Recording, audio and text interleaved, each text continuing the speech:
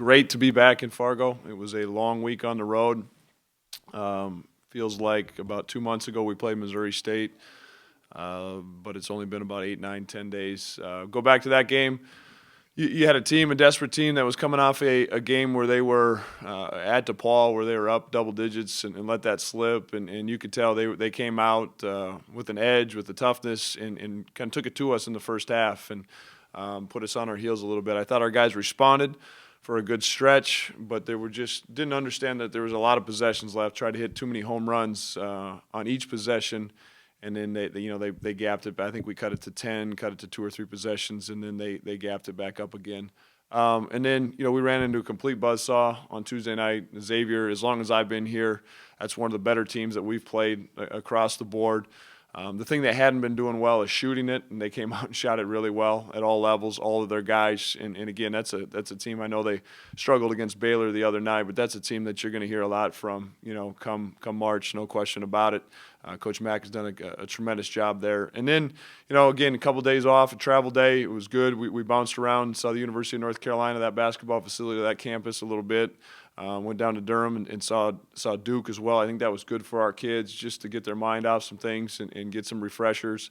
And then I'm very, very pleased with the way we came out on Friday night against North Carolina A&T. Just from start to finish, had a 17-point halftime lead and really took control. When, again, certainly a game that we felt like we had a very good chance to win, but just being on the road that long, coming off 2 disappointing losses, you never know where your mindset's going to be, and very pleased. I thought some leadership kind of stood up there a little bit, and just, we just told the guys right before, it comes down to being a winner or a loser, and what do you want to be here today? And I think it was good to get that win. Made the 4:30 a.m. wake-up call the next morning a little bit easier as we traveled back, and but we're glad to be back, and obviously we know what's coming tomorrow night. And we talked to the guys about it. This is I've been a part of this game where we've gotten our butts beat by 18 up there, went on to win an NCAA tournament game. This game isn't going to define our season in a sense, one way or the other. Every goal is, but this game is different. Make no mistake. This is a rivalry game, and this game means a lot to a lot of people.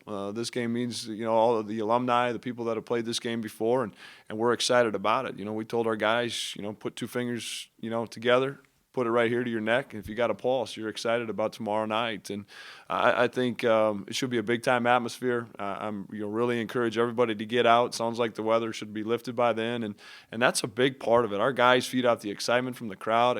To have our students and packed there for the Arkansas State game, that's the atmosphere that we want to continue to make the Shield Center and the Shack here. I'll take questions.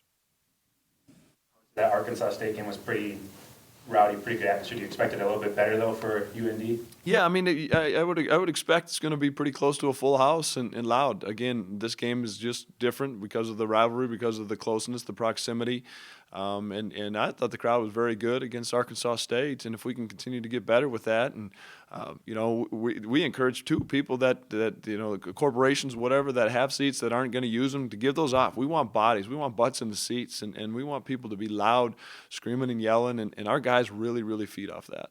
How different is it both preparing to play a team twice in 9 days and just the whole UND game? Normally just getting one shot. Now you have to play them twice. Yeah, I don't think we just take it game by game. We're going to get into the most important part of our season starting December 28th when we play South Dakota State. We're going to turn around, maybe not quite as close in proximity time-wise, but we're going to turn around and play them again. And so we got to treat it game by game basis. Certainly, I think, not that this is the NBA by any means, but when you're playing a series, you'll see some different adjustments in that second game. But we'll all formulate a game plan. Brian will have a good game plan, I'm assuming, and I know. For his team, we prepped yesterday and we'll prep again today and go out there. But again, as much as it's about execution, this and that, it's the little things. Who's going to be the first one on the floor for the loose balls? All the little things determine games like this.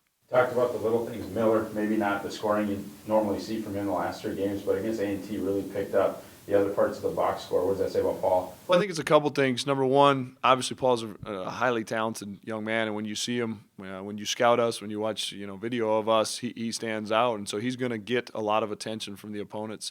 Not only their best defender, but guys and bodies around him, and so that's been an adjustment, especially against Missouri State and Xavier, where there's more length and athleticism that he and we normally see. But also encouraged with absolutely, like you said, I think he responded and really distributed, was a setup guy, and I think that'll continue to open things up for him and for us. Quentin Hooker was a good player when you guys saw him last year, but he kind of blew up in that Big Sky season. What makes him difficult to the Well, I thought he was great against us. I thought he was terrific. I think he ended up with 28. I think what you see, he's just a smart kid, and he plays with tremendous pace. When he needs to show his athleticism, he can do that.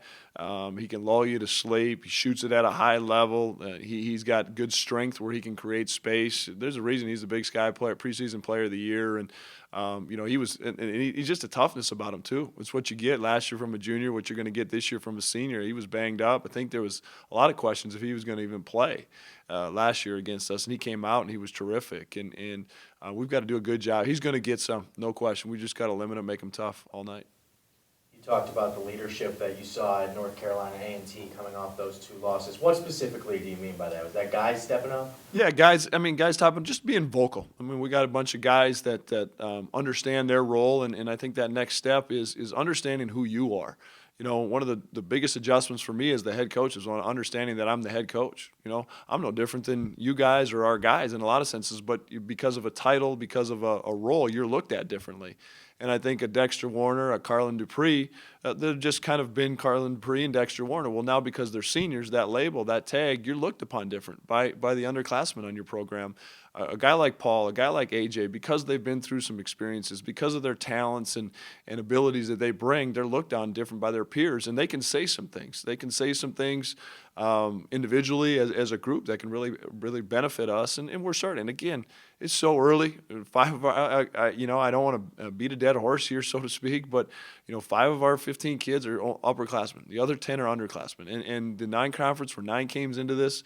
We're still growing in a lot of ways, on the court, off the court, but it's exciting because they're good kids. They're willing to learn. They're working hard throughout it all. Dang had a breakout game, obviously the dunk, but just total against Xavier, played very well. And then 7 minutes against A&T. Was that a game flow thing, or? Yeah, I think, again, I hope, and from Dame's perspective, from our team's perspective, most importantly, but also from a media and public perspective, I think that's what we expected from Dang. Dang's going to ride a roller coaster. He is. We all saw it. It made national news, the talent and abilities that he has. But there needs to be a perspective. He needs to continue to go through some things and get a feel for it. A&T played a lot of zone and gave him different looks than he was used to. Where Xavier was, more of a pressure team, and they're denying. There was, bigger gaps where he could go in there and attack. And I think so much of it is just getting the confidence. And he saw that first 3 go in against Xavier, then he attacks it and dunks on them. And, very, very pleased because nobody works harder at it. Nobody wants it more. But it just like in anything, you just have to go through some experiences before you gain that confidence. Tyson, Jared, all freshmen, all guys not from this immediate area. How much is it on the older kids to explain to them what it means to play UND?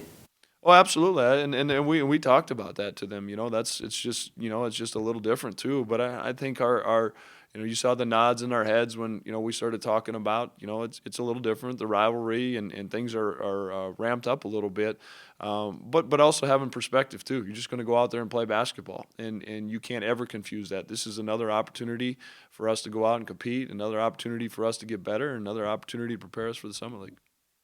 What it means for a senior like Dexter in his last year of this in-state game?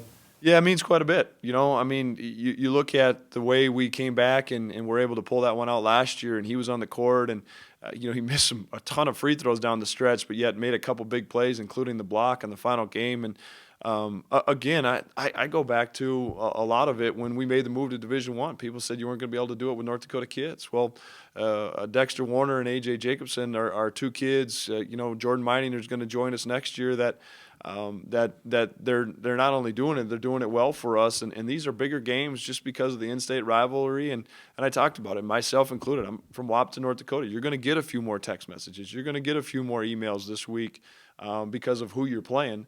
But that doesn't change things. You still need to go out and approach it as an opportunity to compete and get better.